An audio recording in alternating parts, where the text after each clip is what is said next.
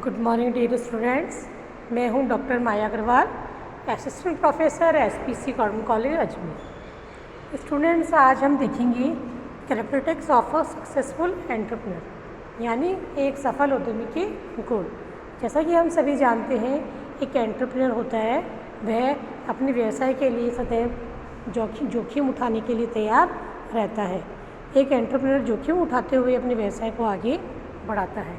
तो हम ये देखने की कोशिश करते हैं आज कि एक एंटरप्रेन्योर होने के लिए, एक सफल होने के लिए उसके लिए क्या क्या गुण होने चाहिए। क्योंकि आज अगर हम देखें तो एक वही उद्यमी सफल हो सकता है जिसमें जोखिम उठाने की क्षमता हो, साहस हो तथा भविष्य में आने वाली चुनौतियों और जोखिम का सामना करने की हिम्मत जिसके मन में हो, या जो हिम्मत रखता हो वही सफल उद्यमी बन सकता है।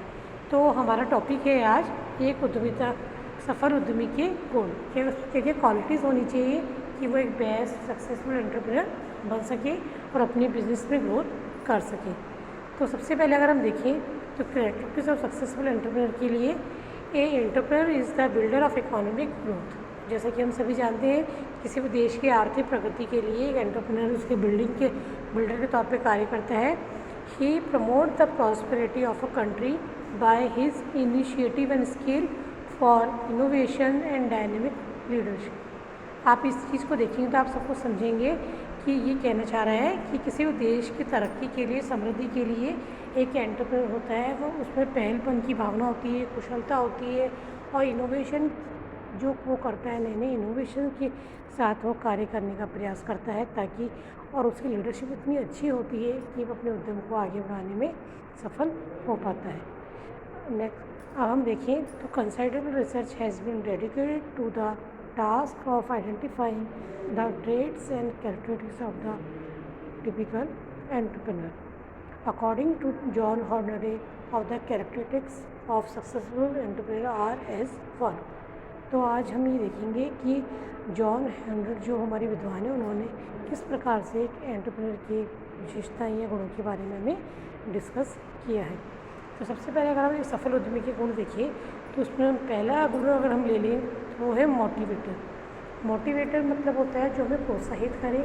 जैसे आज हम मोटिवेशन पढ़ते हैं, थ्योरी पढ़ते हैं प्रबंध के अंतर्गत। मोटिवेशन क्या होता है बच्चों? जो हमें मनोबल को बढ़ाता है। यानी आज एक व्यक्ति काम करना चाहता है लेकिन उसकी करने की इच्छा नहीं है, तो उसको किस प्रकार से मोटिवेट किया जाए, तो उसी तरह की फीलिंग हमें पर देखें। और जो एंटरप्रेन्योर होता है उसमें काम करने की इच्छा होनी चाहिए, ललक होनी चाहिए, तभी वो अपने व्यवसाय के लिए मोटिवेट होगा। तो मोटिवेटर के रूप में एक उद्यमी को भूमिका निभानी होती है। तो इसीलिए मोटिवेशन, सदैव मोटिवेट होने का गुण उसके अंतर्गत अंदर होना चाहिए। वो जितना मोटिवेट होगा, क्योंकि एंटरप्रेन्योर होता है जो अपने आसपास के वातावरण को देखकर वो सीखने का प्रयास करता है और आसपास की परिस्थितियाँ उसको कार्य करने के लिए प्रेरित करती है।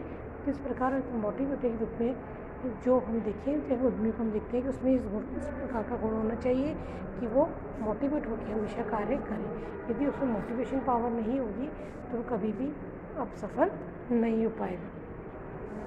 सेकंड है सेल्फ कॉन्फिडेंस। सेल्फ कॉन्फिडेंस होता है आत्मविश्वास, क्योंकि आज आत्मविश्वास एक ऐसी चीज़ है जिसके द्वारा व्यक्ति अपना विकास कर सकता है। आज हम देखें हमारी पर्सनैलिटी के लिए भी अगर हम देखें तो सेल्फ कॉन्फिडेंस बहुत अच्छा तरह से रोल प्ले करता है। तो सेम थिंग यहाँ पर एंटरप्रेन्योर में देखिए तो उसका सेल्फ कॉन्फिडेंस जितना अच्छा होगा वो उतनी अच्छे से लगन से कार्य कर पाएगा। क्योंकि जब तक हमें हमारे कार्य के ऊपर आत्मविश्वास नहीं होगा, हम अपने कार्य को सही से नहीं कर पाएंगे। तो एक जो एंटरप्रेन्योर होता है उसमें सेल्फ कॉन्फिडेंस होना भी बहुत ही आवश्यक माना गया है। नेक्स्ट है लॉन्ग टर्म इन्वेस्टमेंट। यानी आज हम कार्य की बात करें तो एक उद्यमी जब कार्य करता है तो अल्पकाल में, दीर्घकाल में, मध्यकालीन, तीनों ही प्रकार की अवधि में वो कार्य कर सकता है। लेकिन अगर हम बात करें तो अल्पकाल में जब भी कोई व्यवसायी उद्यमी कार्य करेगा तो उससे केवल बहुत ही सामान्य लाभ ही प्राप्त होगा। यानी वह सामान्य लाभ की स्थिति होती है बच्चों जहाँ पर नो प्रॉफिट नो लॉस की स्थिति होती है। तो कभी भी कोई भी व्यवसाय सामान्य लाभ प्राप्त करने के लिए व्यवसाय नहीं करेगा। लेकिन अगर वो दीर्घकाल में समय देगा, कार्य करेगा, लगन से मोटिवेट होकर, इनिशिएटिव होकर वो संस्था में कार्य करेगा, उद्यमी के क्षेत्र रूप में कार्य करेगा, तो वो अवश्य ही सफल होगा। तो एक सफल उद्यमी के लिए लॉन्ग टर्म इन्वॉल्वमेंट की आवश्यकता है कि एक दीर्घकाल तक में कार्य करने का बारे में सोचे, उसमें लगा रहे। नेक्स्ट है इनिशिएटिव। इनिशिएटिव होनी चाहिए। इनिशिएटिव होता है पहलपन की भावना, यानी कोई भी कार्य स्वयं आगे से करने की इच्छा होना। कई होता है, आज हम देखते हैं कि कई लोगों में इनिशिएटिव पावर बिल्कुल नहीं होती है, वो किसी भी कार्य में अपनी पहल नहीं करना चाहते। लेकिन एक सक्सेसफुल एंटरप्रेन्योर होने के लिए बच्चों इनिशिएटिव पावर होना बहुत ही ज़रूरी है। कि जितनी इनिशिएटिव पावर आपकी स्ट्रांग होंगी, जितना आप अच्छा करने के बारे में सोचेंगे आगे से आगे, तो आप इनिशिएटिव के तौर पर आप आगे बढ़ते जाएंगे। तो एक सफल उद्यमी के लिए या हम कहें सक्सेसफुल एंटरप्रेन्योर के लिए इनिशिएटिव पावर का होना भी बेहद ही असिस्टेंट या हम कहें रिक्वायरमेंट की तरफ से मानी जाती है। नेक्स्ट है गोल सेटर। गोल सेटर मतलब बच्चों, आज हम जब भी कोई कार्य करते हैं तो हमारा एक निश्चित गोल या लक्ष्य होता है। क्योंकि जब तक हम किसी भी कार्य को बिना लक्ष्य के करेंगे, या हम कहें कि अगर हम किसी भी लक्ष्य को लेकर नहीं चलेंगे तो हम सदा ही दिशाहीन होंगे।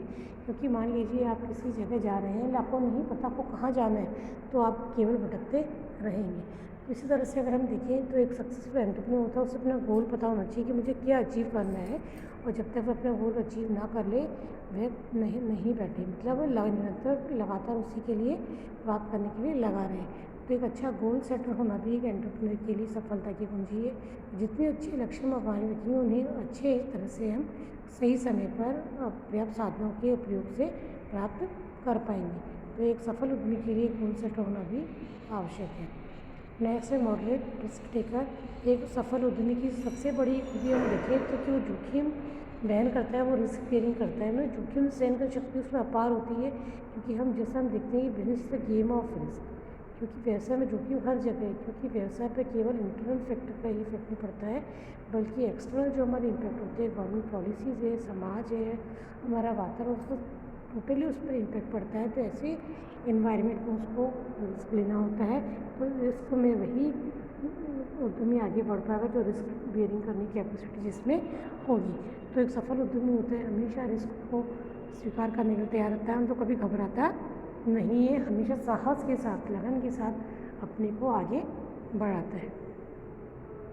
नेक्स्ट है बच्चों knowledge of market. Knowledge of market का मतलब बच्चों बाजार का ज्ञान। आज जहाँ भी व्यवसाय कार्य करता है तो उसे अपने व्यवसायिक संदर्भ में जो भी बाजार उसकी पूरी जानकारी होनी चाहिए। क्योंकि आज व्यवसायिक क्षेत्र में केवल अकेले ही कार्य नहीं कर रहा है, बल्कि उसी की तरह उत्पाद बनाने वाली अन्य प्रतिस्पर्धी संस्थाएं भी मार्केट में विद्यमान या लगी हुई हैं, जो कि अपने लाभ को बढ़ाने का प्रयास कर रही है।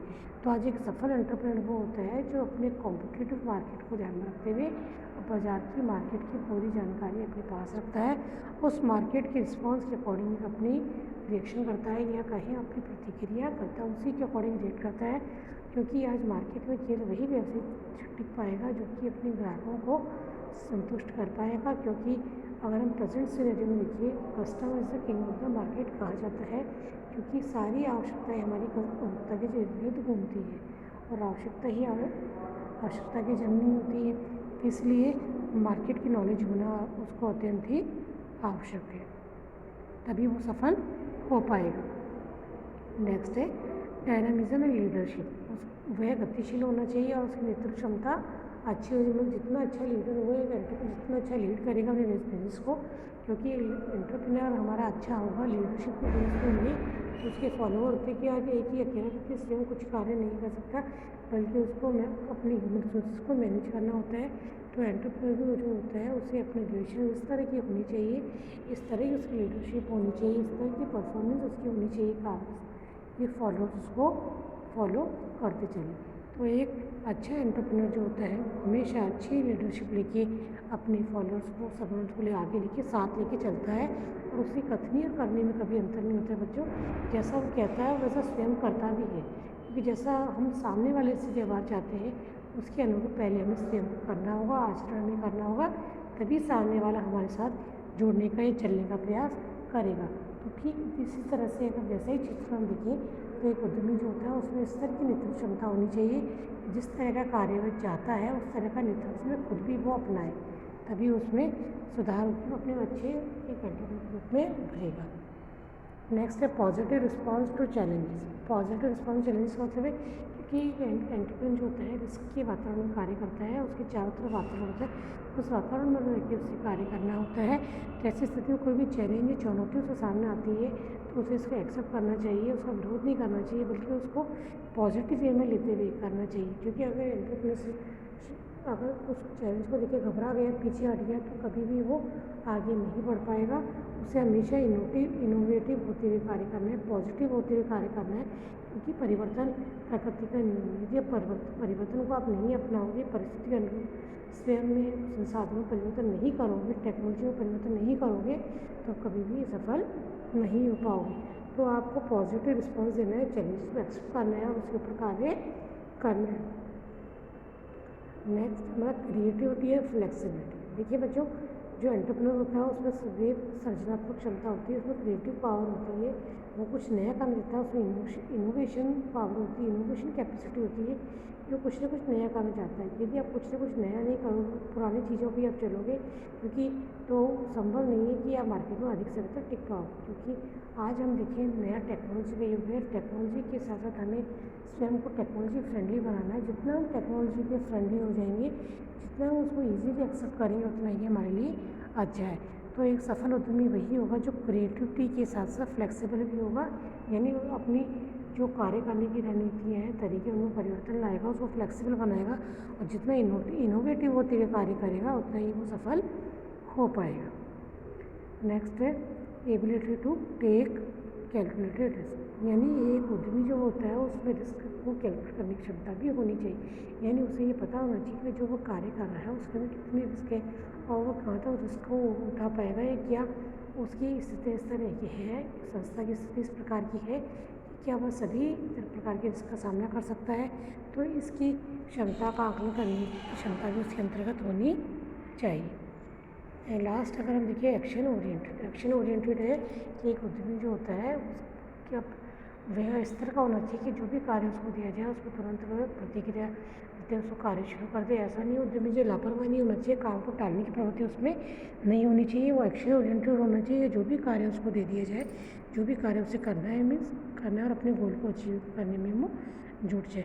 तो बच्चों इस तरह से हमने देखा कि एक जो सफल उद्यमी होता है, एक जो गुड अपना सक्सेसफुल एंटरप्रेन्योर वही बनता है जो कि रिस्क को बेयरिंग करता है, अपने गोल को सही से सेट करता है और अपने प्रबंधन जो कार्य प्लानिंग उसको सही प्रकार से करता है और अच्छी लीडरशिप के साथ कार्य करते हुए आगे बढ़ता है, वही एंटरप्रेन्योर अच्छा बन सकता है।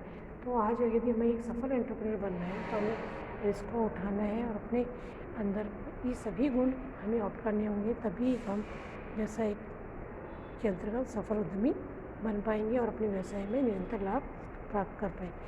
तो स्टूडेंट्स, आज हमने देखा कि किस प्रकार हम एक सफल उद्यमी बन सकते हैं, इन गुणों को अपनाकर अपने व्यवसाय को नई ऊंचाइयों तक पहुंचा सकते हैं।